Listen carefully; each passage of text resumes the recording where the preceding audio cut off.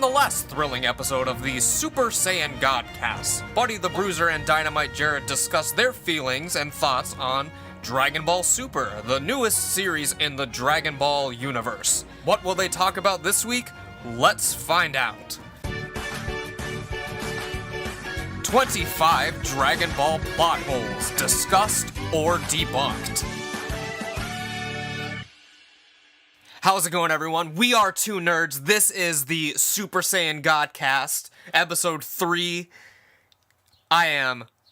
This is like Super episode. It's 3.5, but I was gonna get to that.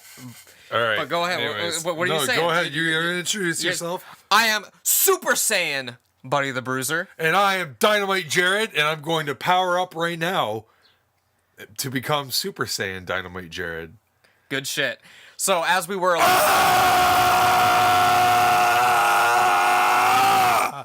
See, and I'm from Universe 6, so I don't even have to do that. I just no training whatsoever. Just well, I haven't mastered it yet. I think the Universe 7 guys can actually do that too at this point. Yeah, I'm pretty sure Goku and Vegeta, they've both turned Super Saiyan without all the screaming before. But we'll talk about that in a second. But as we were alluding to, for those of you How come Majin Vegeta never is in base form? I don't know. Like, he's always Super Saiyan 2. He's always. But as I was saying before, I've been interrupted like 12 times already in this 30 seconds we've been recording a podcast. Last week on our main show, just the Two Nerds podcast, we had half the episode devoted to the Godcast, so this is technically like 3.5. So if you haven't seen that episode because you only listen to the Godcast for some reason, do check out our episode from last week where we discuss... what did we discuss last week on the main show? We talked about the new Vegeta design and the Dragon Ball As heroes. far as Godcast goes, I mean, we talked about a lot of other things too, like wrestling and but I was just talking about the Godcast segment. And Neve.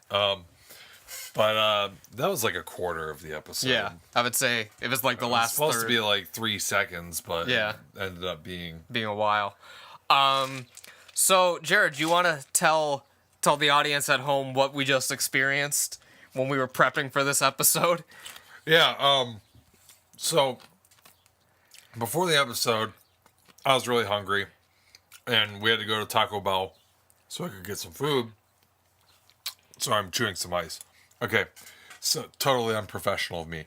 But, so we went to Taco Bell, we got the stuff, and then I came back. When we got back, I always have to watch something when I eat. It's just a thing that I do.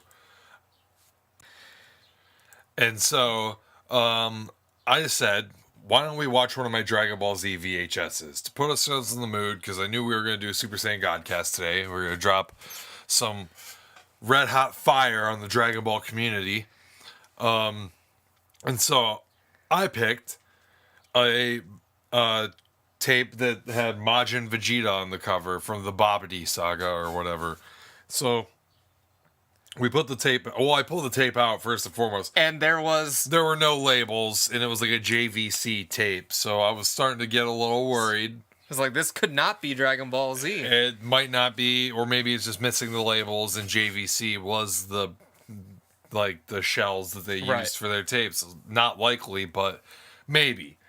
Or maybe someone's tape got worn out. They watched Majin Vegeta so goddamn much that they decided to re-record it onto a different tape. Dupe it. But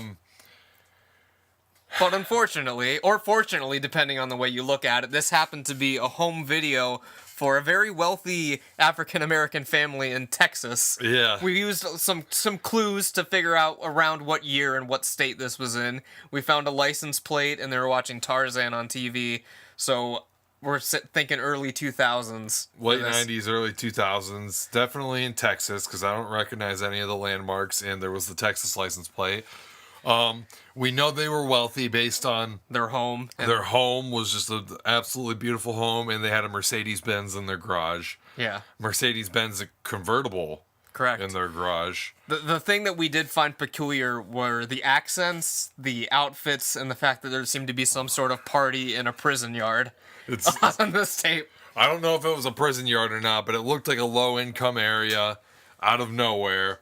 And then there was barbed wire around all the fence, so it looked like a prison yard, but I didn't see any prisoners. But everyone was wearing like these traditional like African like tunics and stuff, like dancing around in this and yard. maybe we're just not familiar enough with The culture. African language, because it sounded really Spanish to me for a part of it, but And what appeared to be like Jamaican accents or... Well, I think in Africa and Jamaica, they kind of had like the same accents, sort of, don't they? I'm not sure, but There's more Mons. it's possible. More Mon in Jamaica.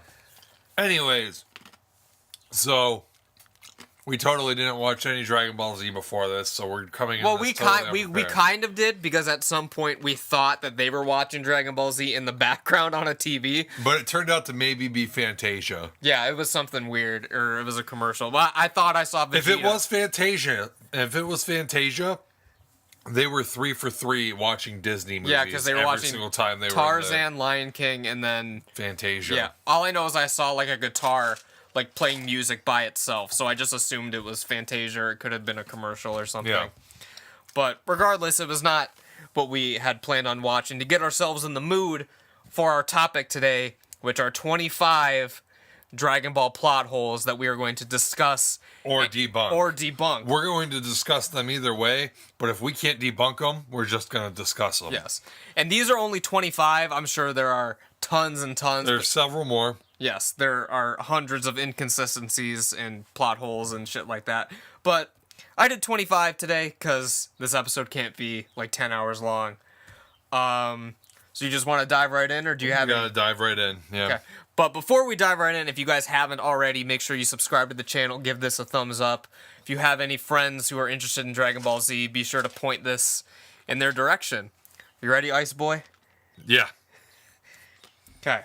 So number 1, what happened to Launch? Are you even familiar with Launch? I know who Launch is. Okay, so in Dragon Ball, she was a prominent character in the early sagas. She has a unique power. Every time she sneezes, she switches personalities. But And hair color. yes, but at some point, Perhaps the original Super Saiyan, yeah, some could be. might say. Yeah, but at one point she just kind of disappears. She's only seen in DBZ through a couple of flashbacks, and Toriyama actually stated that he totally forgot about her, but since remembering her, he decided not to bring her back. So, is this a plot hole, an inconsistency, or what would you classify this as? It was, Toriyama straight up said, I forgot about this character. Yeah. Isn't she seen at the end of the anime? Like in a bar or something? Like she like gets into like a bar fight or something? That's at the beginning of Dragon Ball. She gets in a bar fight. That was her introduction. She get into a bar fight again? No, I'm saying, but that could be like a callback at the end of Z. Like, oh, remember But this? just in the anime, I don't know if she turns up at the end of the manga or not. I don't think it's really anything. I think it's just like a character that Toriyama forgot that just kind of Never came back. lost prominence, and so like Just kind of like was Pilaf she and ever all that. really what would she have brought to the table in Dragon Ball Z? Honestly, I don't really know. But I mean, would they have sent her to Namek with them? No, but I mean, she could have just been someone who hangs around at Roshi's place and is for comedic relief or something. Yeah. But she just completely like disappears after Dragon Ball wraps up. She found something else to do. Yeah. That hang out with all these people that every time they fucking come around, the planet ends up in danger. Yeah. So, Because I kind of see it like the Pilaf and his gang thing, like they disappeared for a while and then they came back or whatever. yeah, they're back. They were just kind of like low key, and at some point, they used the Dragon Balls to make themselves younger. Yeah, which that could be a plot hole. That's not on my list, but yeah. It's not really a plot hole because Toriyama explained it. It was just like during a time skip. I mean, there's a fucking what is it? 7 years time skip between Cell and Boo. Something like any that. year in between that, they could have just gathered the Dragon Balls and wished themselves to be younger. Yeah. Okay, so number 2, and I don't even know if you're aware of this one because you have not seen Dragon Ball. But in Dragon Ball Z, it is discussed and alluded to and flat out said that Dr. Zero was not only the leader of the Red Ribbon Army, but also created the androids. But In Dragon Ball, that is not the case. The creator of the android seen in Dragon Ball and the leader of the Red Ribbon Army is Dr. Flap. Dr. Zero is there, but Dr. Flap is in control of everything. But so when Z starts, this Flap character is never mentioned again or brought up, and it's Jiro who is in charge of everything. So is Jiro even mentioned in Dragon Ball? Yeah, though? he's in it. Yeah, He's in it? Yeah. I swear to God, I read that he wasn't even in it. I think he's in it. I mean, I haven't rewatched the Red Ribbon Army saga in a while, but I'm pretty sure he's in it a little bit. Not as an android, but he's just there. Like, he hasn't turned himself into Android 20 yet. Yeah, obviously. I mean, but you could assume that he would look the same. Yeah, I mean, he looks like an old man. Yeah. He looks the same. Just without the headpiece thing. Well, what do you think? Do you think this is a plot hole? I think it's just an inconsistency. Just something they forgot about. I mean, I don't know. Well, it's an I mean, technically it's a plot hole, yeah, because it doesn't... Because it doesn't explain what happened. Well, did Goku kill the other guy? I can't recall. I mean, he might have killed... Here's a video that came out recently on Geekdom's channel, actually, was the things that people get wrong about Dragon Ball Debunked. Yeah. And it was like, one of the things on that list was that Goku was a killer, right? And so Okay. like there was like kind of this feeling in Dragon Ball Z that Goku was not a killer because he, you know, spared Vegeta. Yeah. And he didn't really kill Raditz. Yeah, he tried to kill Frieza and then gave him redemption. Well, and he then, gave Frieza a second chance. chance, and then he tried to kill Frieza. Yeah. And then he didn't kill Cell, but he probably would have. He tried if it occurred, but would that count because Cell's an android? So I mean, but and he killed Kid Buu, which I didn't really have much choice in the matter at that point. Yeah. But before that, the thing, because a lot of Westerners had not seen Dragon Ball Z, Goku was killing people left and right. He killed a lot of people in Dragon Ball. Yeah. The entire Red Ribbon Army. So did he kill Dr. Flap? He must have, yeah. Like I said, I haven't rewatched in a while, but I know he kills I think he kills Tao, and then he kills... No, Tao's still alive. Is he? At least in filler. He might be, yeah. But I know there's like generals in the Red Ribbon Army, like General Black and like all that. He kills all them. I think he deformed Tao, because when you see him in Z, which again is filler, but I don't think that you could have him there Yeah. if he totally died without some sort of explaining. Now, if any show could do it without explaining it would be Dragon Ball. But he's there, and you remember he has like the mechanical face now. Yeah. He's like Mecha Tao. Yeah. So regardless. Okay, so number 3. Saiyan tails are supposed to grow back over time. Goku's tail comes back in Dragon Ball several times. Gohan's tail grows back once in Dragon Ball Z. But over time, it seems like they've forgotten about this because no one since Gohan has had a tail. We never saw Trunks, Bulma, Pan, or Goten with tails. And Vegeta's never comes back. So it's either a plot hole in the sense that they forgot about it, or it's not because the Saiyans realized what the danger of it is, and they always remove their tails. It's just not shown. Because I remember at the end of Dragon... Well, there's no danger on Earth. That's the thing. There's no danger on Earth because Piccolo destroyed the moon. That comes back later, but the moon comes back. Okay. Well, maybe they wished it back during some time. We'll talk about that in a little bit, but yeah. But regardless, so I don't see Vegeta ever intentionally removing his tail. So this is a plot hole. Toriyama has said in interviews, by the time that Trunks came around, he totally just forgot that Saiyans had tails. Okay. There's a lot of these that can be keyed up to, well, Toriyama forgot. Now, you can create headcanon here and say that maybe Bulma removed Trunks' tail at birth. But then they'd have to keep removing it throughout his life. because it would grow back. Here's another thing, though. I think now this is just my headcanon, and I don't know if this was in the guidebooks because they're guidebooks for a lot of these questions. Yeah. I think that once Saiyans get past a certain age, their tail will stop growing back. Well, because I know at the end of Dragon Ball, it's like the last tournament where he fights Piccolo again. He shows up after being gone for a couple years because there's like a time jump after he kills King Piccolo, and Bulma like doesn't recognize Goku at all because by this time he's an adult and does not have a tail, and he's like, yeah. By the way, how do you not recognize him when he literally looks exactly the same, just bigger? Yeah, I don't know, but he's like, Goku's like, yeah, I cut my tail off. It's like a hassle now. So like Goku like openly says, I remove my own tail. But maybe that's at the age where it doesn't grow back after he removed it. Yeah, I mean, because like I said, I don't think Vegeta would remove his own tail. Yeah. Because, I mean, it's anything that makes him more powerful, he's not going to get rid of it. And obviously the tail makes him more powerful because he can transform into a great ape. And he can do it at will, whether or not there's a moon or not, because he has the technique that Goku's father, the scientist, his other father, Goku had two dads. One was a scientist and one was Bardock. And so, actually Goku's mom is, Gine, I think her name is. Yeah, I don't remember.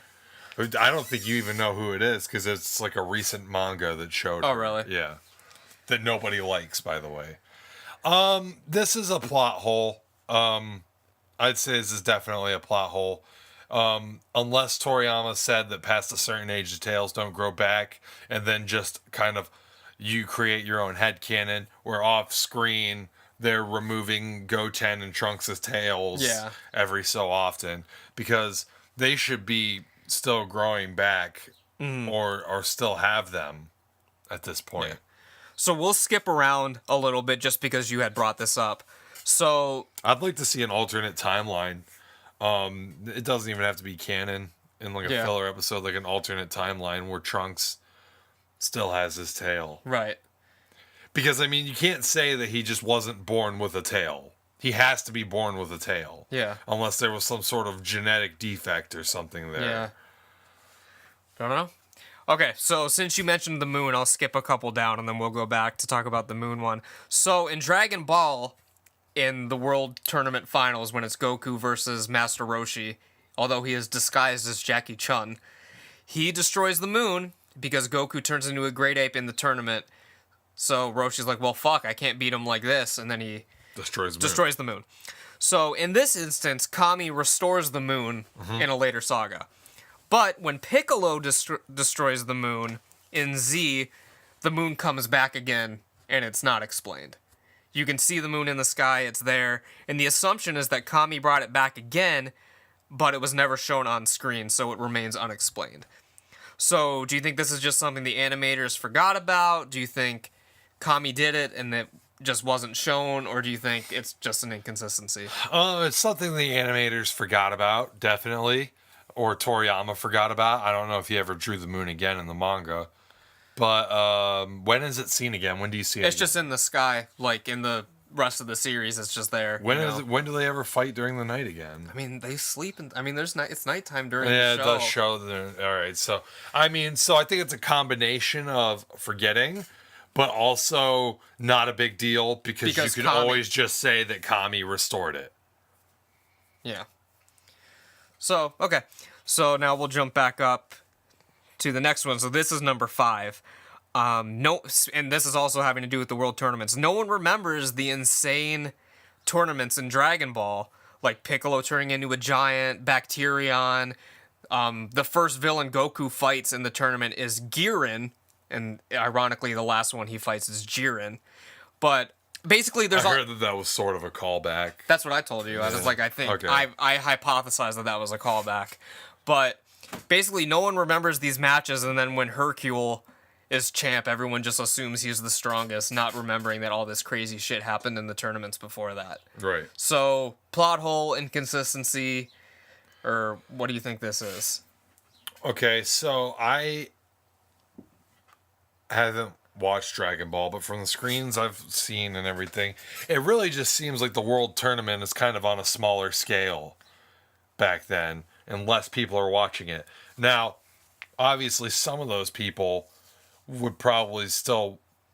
No, because I feel like once Goku and Roshi and all of them stopped going to the World Tournaments, probably the people that watched the World Tournaments then probably stopped. And then when Hercule started doing it and gave it some sort of mainstream appeal, and now you got casual fans, and the people that watched it back in the day probably don't want to watch that because they already saw. It's just like watching... You grew up on the Attitude Era. You know what I mean? And then you turn on WWE now... And you're just like, well, Jesus Christ, I had fucking Stone Cold Steve Austin when I was growing up. Yeah. I don't want to watch this. This is garbage. Back in my day, they used to bleed and use steel chairs and all that shit. And now they don't do anything. So, like, you could say the same thing. You know, back in my day, they used to shoot fucking energy out of their hands and turn into giants and fucking do all kinds of crazy shit. I don't want to watch fucking this jabroni Hercule fucking dance around and use realistic martial arts. Yeah. By the way, Hercule supposedly is actually really strong for a human. But he might not be the strongest. He's not the strongest human. Yeah. He's not the strongest human, but he is really strong for a human. Do you think that Hercule could defeat Bacterion? I don't know. Maybe. I mean, back. That's a close one, man. That is a close one. That's a close one, brother. All right. Okay. So... This one kind of. So what do you think? Is it a plot hole, or do you think that I can a viable headcanon that you could I people can see, got disinterested after Goku and Piccolo stopped going? I can see both sides of it, but I've also heard a theory that a lot of people think that the old tournaments were just a lot of smoke and mirrors, and that those powers don't actually exist. So Hercule is just once the tournaments got the announcer definitely remembers them. Yeah. When they show up to the tournament the one time, and he's like, "Oh my God, it's Goku!" You know what I mean? Like these tournaments have been the absolute drizzling shit since you stopped coming here. Yeah. So, and I don't know if that conversation happens in the manga, but it definitely happens in the anime. Sure. Okay, so this is one of the most infamous things in the entire series. So Frieza states he's going to destroy the planet Namek in 5 minutes. Then it takes an actual 2 hours of the show for the time to pass. So is this a plot hole, or what do you think this is? Because I have a theory. This isn't a plot hole. This is just kind of Dragon Ball. Like, things don't move in real time in Dragon Ball. When there's conversations and stuff going on and everything, perception of time is just different. And the speed that the guys fight and everything and all that shit, because it happens again in Dragon Ball Super. Tournament of Power was supposed to end in 5 minutes, 2 minutes. It seemed like every half-hour episode was worth about a minute. Yeah. So, like, it happened again then. I'm sure it's happened again other times that I don't really recall. Yeah. But my perception of it always is that, okay, time just doesn't move in real time in Dragon Ball Z. And also, maybe your theory will be this, is that, in space, like, or say in Interstellar, they go to the one planet. Yeah. Well, one planet, they're there for 5 minutes. It's fucking 10 years back on Earth. Right. Yeah, so it's like different time moves at different paces there. That could also apply to the Tournament of Power as well, because they're in a completely different area. Yeah. So here are my two theories. One is, as you were saying, that 5 minutes in Frieza's time is 2 hours Earth time. Because there's also the big thing going around that Frieza is actually a child. So, equivalent to 5 minutes... He's not a child. He just acts like one. I know he's not, but he's been... Because... Maybe for his race, he's a child. That's what I'm saying. But he's been around for a long fucking time. Yeah. Ruling over the galaxy. Because we see King Cold, he's fucking huge. We have no idea. He's jacked. So, for all we know, Frieza could be a child, but their time moves much, much slower than our time. Yeah. So okay. I see. So 5 minutes of 5 minutes of Frieza's life accounts for 2 hours of human life. So the other theory is that I think is maybe when they're just fighting, they're moving so much faster that they're slowing it down so we can watch it. So that whole 2 hours could be 5 minutes, but they're moving so fast that we couldn't fucking see Here's it. the problem, though, is that they barely even fight. Yeah. Most of their fight is basically them just fucking talking shit. And are you slowing down their talking? They could be talking. Like, They could be. You don't know. When they're in that battle mode. they talk so fast that Yes. you just have to slow down. All right, Yeah. so I'm gonna. What's your perception on this one? We've discussed it, but are you saying plot hole or? Because I really believe the theory that Frieza in his race is young. So I'm going with the 2 hours, 5 minute is equivalent. But this is a headcanon because it's never explained. It is never explained. And it's easier to do this in a manga where it's like the planet's gonna blow up in 5 minutes. But then in you're a reading manga, it, yeah. Then you're reading it, and then you go from panel to panel. There's no telling how fast they're moving. Yeah. You know what I mean? So, and I think the manga had significantly less chapters, anyways, than there were episodes in this fight. But my perception has always been that just time in Dragon Ball. It's never gonna match. Which just moves at a different rate. Because I mean, Goku and them, it was never like a thing where Goku kind of noticed, like, man, this is taking a long time. Yeah. Like, and it's not an inconsistency because every time they've set a time limit for something in Dragon Ball, it's always been consistently like never the right time. Oh, well, whatever. Except for, all right, in Resurrection F, where I could take time back 3 minutes. Yeah. And it basically took him back 3 minutes. Yeah. So I guess maybe it is an inconsistency. I don't know about plot hole, but whatever.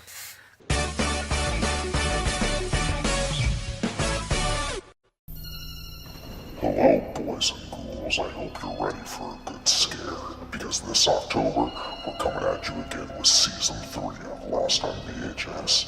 We hope you're ready for the spookiest show on the internet. Make sure you guys hit that subscribe button, because this show is available exclusively on this YouTube channel. Watch it, if you dare.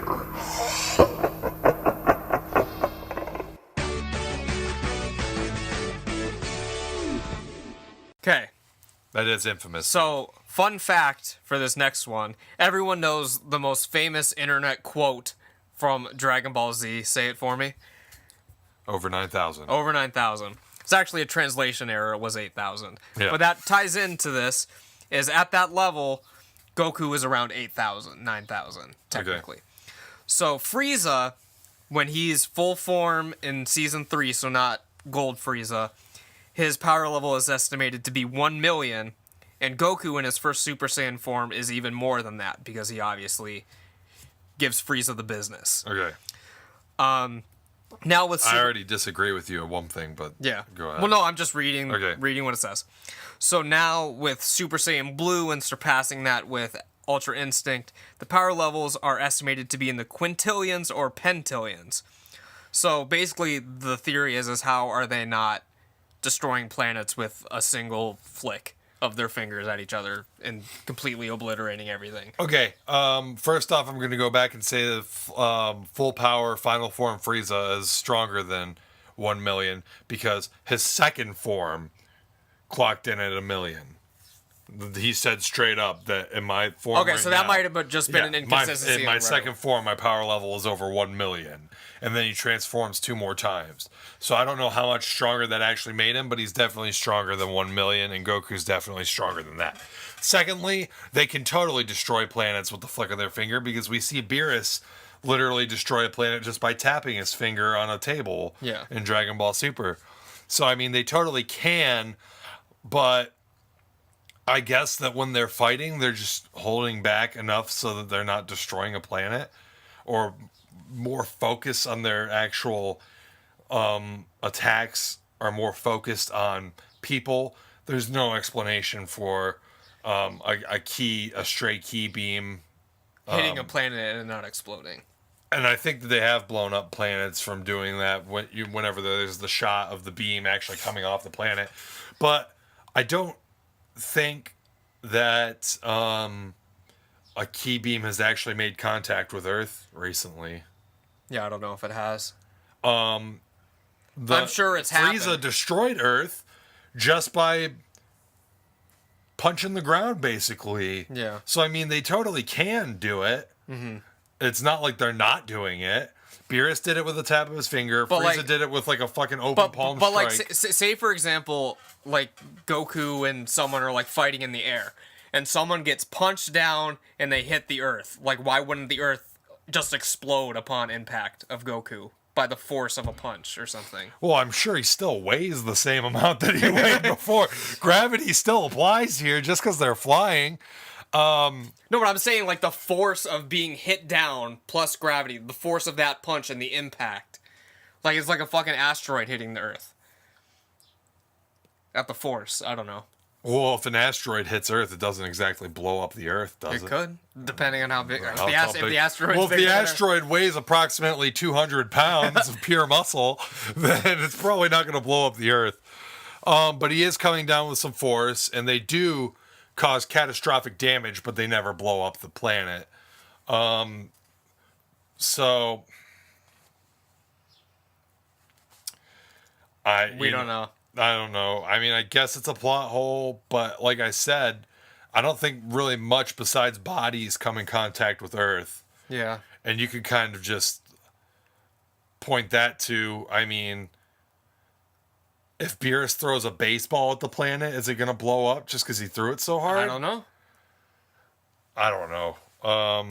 It's still just a baseball. But I mean, again, it's still just his fingertip that blew up the planet. But we don't know the size of that planet. No, we don't. There's different sizes of planets, and Frieza did do the open palm strike. I would just have to say that since Goku, in this instance, his body probably absorbed most of the impact. Okay. And so, like, when he falls, there's a little bit more impact from just his momentum and everything. But most of the power just kind of went into that initial blow that typically usually just knocks the wind out of him. I'm not a scientist or anything, but I mean, that would just be my theory on that. Kefla, I think, does have a blast that actually hits, but that Tournament of Power Arena was said to be made out of material that couldn't be destroyed easily. It was made by angels, so... Yeah. And even then, that place got fucking decimated. Right. But when it came around to Jiren and them actually started fighting. Okay. So, why don't the Z fighters show each other their moves? Like instant transmission, stuff like that. Like, don't you think it would make stuff a lot easier? Like, why isn't Goku teaching everyone instant transmission, basically? Like, this is the plot hole. Like, why wouldn't Piccolo teach people his moves and stuff like that? Yeah, I've heard that, and I think that it's got to be the competitive spirit that lives in all these guys. Especially the Saiyans and Piccolo. Yeah. Where they just fucking love fighting so much that it's just, like, man, Piccolo... He sure as fuck probably wouldn't mind fighting Goku again one day, even though they're buds now. They probably like to have a friendly little go at it with, you know what I mean? Yeah. So I'm not going to show you all my moves if I want to fight you and win one day. I definitely know that's why Goku and Vegeta don't show each other their moves, because they definitely want to fight and win against each other. They're rivals. And Piccolo... It's as far as like Gohan and Trunks and all them, those guys don't really have many special moves. No. They mostly just do Kamehamehas, and Gohan has Masenko, which I feel like Piccolo must have taught him. We would have to. I mean, yeah. And a lot of these are just energy blasts that you know they gave a funny name to. Yeah. Big Bang Attack and Final Flash. Final Flash is literally just a double-handed blast with pretty much as much energy as you can put into it. From what I can gather, not really anything special about it. And Big Bang Attack is just an energy ball, kind of like the same deal. Just put a shit ton of energy into a ball and shoot it at somebody. Spirit Bomb.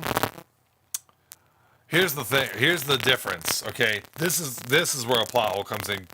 Kaioken and Genki Dama Spirit Bomb, both taught to Goku by King Kai. Correct. All these other dudes trained on King Kai's planet. Not a single fucking one of them knew fucking Spirit Bomb or Kaioken when they came back. Correct. King Kai didn't teach them these techniques. I don't know.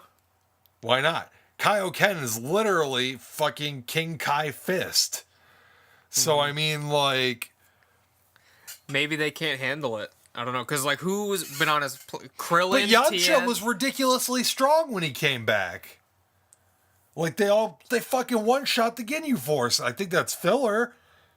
Because Ginyu Force in a real canon, which this is definitely a plot hole as far as the anime's canon is concerned, Ginyu Force shouldn't be allowed to keep their bodies. Yeah. But they did, and they were there, and Yamcha fucking one-shot them. That's to kind of show how strong he had gotten. Yeah. He was stronger than fucking Gohan and Krillin going to Namek. And Piccolo got stronger just by fucking sitting there. It's true. So I don't know. I guess... I don't know. So I mean, why didn't King Kai teach these guys That is a plot hole. his techniques? I think is more of a plot hole than why didn't Goku teach instant transmission. you know, teach instant transmission. The one that does kind of weird me out is why didn't Goku teach Gohan instant transmission? Yeah. That's his fucking kid. Yeah. And I mean, like, yeah, they could still fight and stuff like that, but I mean, who are we kidding? Goku's gonna beat the piss out of Gohan every time. Yeah. Unless it was literally right at during that Cell Games thing, where Gohan was Super Saiyan 2 and Goku was like Super Saiyan. Super Saiyan.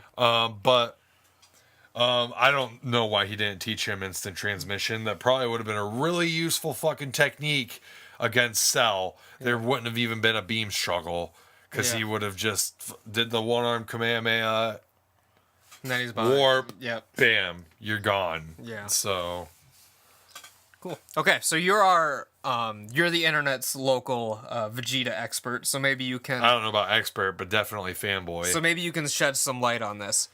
So, Vegeta, as we know, starts out as a villain, Yeah. and gradually throughout the series becomes good.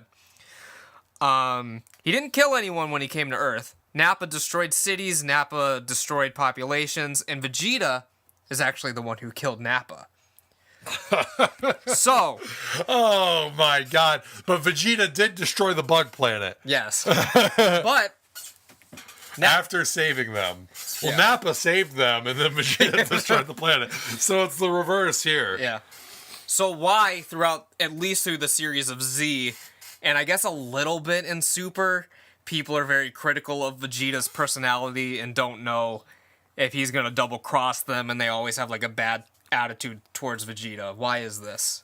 Who has a bad attitude towards Vegeta? Like Piccolo. in Super? No, I'm saying In in Super, Z. Krillin fucking turns into fucking Vegeta's fucking little cheerleader when he's like fighting Topo or Jiren or whatever. I think Krillin actually sheds tears at one point. It says, Vegeta! That was weird. That was fucking weird because as far as I know, Krillin probably still is wary of Vegeta. Because, I mean, Krillin tried to kill Vegeta on Earth. Yeah. Goku was the one that had to stop him. Yeah. We're about to get stung by a bee. Yeah. So why why the in Z? Yeah. The attitude? I think it's easy to see is because, I mean, he was going to double cross him. He did double cross him on Namek. He's shown several times that he wasn't trustworthy. And, I mean, several times on Earth, he didn't kill anybody. He definitely showed intent. And he tried to blow up the planet. And here's my thing. He got pissed off and tried to blow up the planet. While Nappa's He said, killing fuck the Dragon Balls. While Nappa's killing all these people, Vegeta's just kind of standing around laughing about it. Like, it's not like... So I think they have just cause to be weary of them, but some people in the community are like, why do people hate Vegeta? on Earth after he has been helping them for so long. This is definitely not a plot hole. I'll tell you that right now. All you have to do is watch the fucking show to see why they hate him. He's an asshole. Just straight up, he's a dickhead, dude. He's my favorite character, but Jesus fucking Christ, part of what made him so great was how much of a fucking heel that he was. Yeah. Well, I mean, so he was on Earth. He definitely intended to destroy the planet. That was the thing. And he definitely tried to kill everybody after he killed Nappa. And the only reason that he killed Nappa is because Nappa couldn't kill Goku. Mm-hmm. So Vegeta had to do it himself. He even said it. Or I think that he was basically useless at this point. And so, I mean, he got spirit bombed by Goku. He got pissed off. He was going to destroy the Earth and the Dragon Balls. This is the only reason why Vegeta didn't just destroy Earth to begin with, was because he wanted the Dragon Balls to wish for immortality. All right? Yes. So then he goes to Namek. He double-crossed Frieza by going to Namek. All right? So he double-crossed his original boss. And then he forms an alliance with Goku, with Krillin and Gohan. And fucking when Goku gets there, he's like, yeah, I'll fight Jason Birder with you. Double crosses him there. He leaves him to fight alone. He goes into business for himself basically at that point and kills all the Ginyu Force after Goku spared them. Mm-hmm. He teams up with Gohan and Krillin again, but only after he tried to force them to wish for his immortality with the Dragon Balls. And the only reason why he teams up with them again is to fight Frieza, because he knows he can't take Frieza by himself. Go to the Android saga. Vegeta goes into business for himself again. Fucking what? Doesn't he let Dr. Gero get away, or does Dr. Gero solar flare or something? I think he just lets him go. Okay, and then I think. Yeah, he lets him go so he can eat a sensu bean. He had too much energy absorbed by Android 19. So, I mean, that was kind of a calculated risk that he took. But he let him awaken the androids, right? Yeah. Okay, so Vegeta let him awaken. He wanted them to release the androids. He wanted him to release the androids. Okay. And then he let Cell absorb Android 18 to get stronger. Correct. So he's constantly gone into business for himself. And then in the Majin Buu saga, he let Babidi take control over him. Yes. And then he killed 1 billion people there. Yes. So, yeah, there's definitely just cause for people to be wary of Vegeta. And I don't really notice it in Super anymore. Goku has been not wary of Vegeta for a long-ass time. Correct. Basically ever since he spared him. Yeah. He's kind of trusted Vegeta, but that Goku's always been naive. So, Piccolo has always hated on him. But now they're kind of dudes now, I feel like. They just don't talk to each other. Yeah. It's just like kind of like an unspoken respect now. Right. But yeah, I agree with you, not a plot hole, but some people think it's a plot hole. That's just people making shit up in their heads. Yeah. Okay. So, speaking of Vegeta, the destruction of Vegeta's home planet, also called Vegeta, has been a very messy story in the franchise. First, Raditz says that it was destroyed by a comet, and then it was revealed that it was Frieza. Raditz also says it was destroyed 3 years ago, but it later shows in a flashback that Frieza destroys the planet the day Goku left. So Goku's in his 20s by the time the Frieza arc starts. Yeah. So there's another weird time inconsistency, which could be argued that, again, that's the Frieza timeline, that 3 years is like 20 years. But that actually adds up. Damn, you might have just covered for the plot hole that Raditz just said. Yeah. So that is Raditz like, geez, it seems like it's been gone for a long ass time, but he said 3 years. Yeah. So that's the thing. But how do you think I just solved it with that, or do you think it's a big plot hole? Maybe. I would say that it's probably still a plot hole. I don't think they've thought that deeply about it. Yeah. But, you may have just covered up for it. You may have just solved the mystery right there. I thought you were going to bring up the Beerus thing. No, but that's not on my list, but that is another Well, that's a translation error. In the Japanese, there's no mention of him Yeah. destroying planet Vegeta or telling telling Frieza to destroy planet Vegeta. It was all Frieza. Yeah. So that was a translation error, an unnecessary one. Also, Raditz telling Goku that it was destroyed by a meteor is not a plot hole because that's what he was told. Yeah. Because Frieza was just trying to cover his tracks. Right. Another thing that goes along with that's not on this list at all, but I guess a bonus thing is, shouldn't Vegeta be King Vegeta now, since the actual King Vegeta died, instead of Prince Vegeta? So there are a couple theories to this, and I guess, yes, he was the heir to the throne, but he's pretty much the king of, like, what? Nothing. A person? Like, and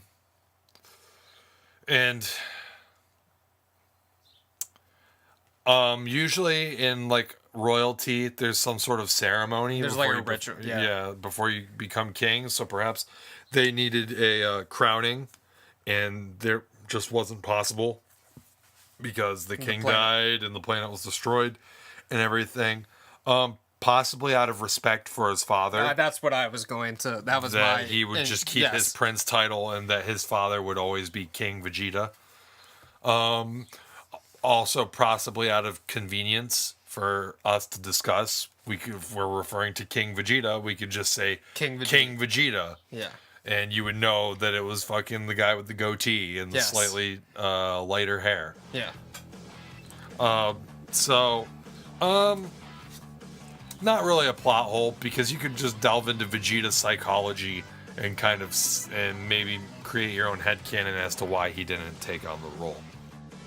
Hey guys, thank you for checking out part 1. Part 2 will be coming at you next week.